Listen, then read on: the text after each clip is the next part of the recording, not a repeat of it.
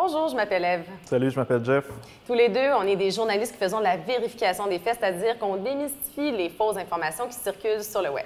Et aujourd'hui, on va vous donner quelques trucs pour pouvoir faire des vérifications comme nous, on le fait tous les jours. Maintenant, il est temps d'apprendre à évaluer si un compte sur un réseau social est vrai ou non. La première chose que vous pouvez faire, c'est d'utiliser le truc de recherche d'images inversée pour confirmer que la photo de profil de la personne est vraie. Vous voyez probablement des choses que vous aimeriez pouvoir vérifier lorsque vous êtes sur Instagram ou sur Snapchat sur votre téléphone mobile. Il existe un moyen très simple pour faire une recherche inversée sur votre téléphone mobile pour déterminer si ce que vous regardez est réel ou pas. Il suffit donc de faire une capture d'écran puis d'ouvrir votre navigateur et d'aller à Bing Images. Malheureusement, ça ne fonctionne pas sur Google Images, il faut aller sur Bing Images.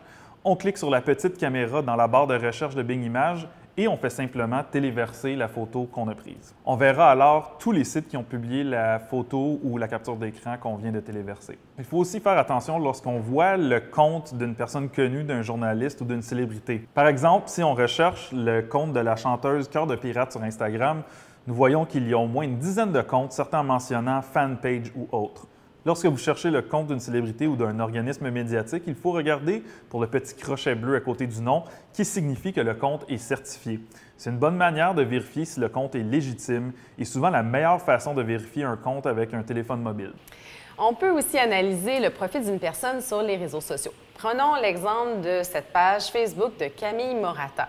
Si je reçois une invitation de sa part et que je veux vérifier qui est cette personne, je peux aller consulter son profil. Rapidement, je constate qu'il est très récent et qu'il y a vraiment peu de choses de publier sur sa page. Comme j'ai des doutes sur son identité, je peux faire une recherche par image inversée, comme on a appris à le faire, et alors je me rends compte qu'il s'agit en fait de la photo d'une jeune femme russe. Le problème avec les faux comptes comme celui-là, c'est qu'on ne sait pas qui est derrière et quelles sont ses intentions. Souvent, les faux comptes sont utilisés pour propager toutes sortes de contenus problématiques allant de la mauvaise blague à l'intimidation en passant par le harcèlement et la diffusion de fausses nouvelles. Mieux vaut s'en méfier et éviter de partager leur contenu et aussi refuser leur demande d'amitié. Suivez nos conseils pour être un peu plus sécuritaire sur le web. Amusez-vous, mais faites attention. Et comme toujours, prenez 30 secondes avant d'y croire.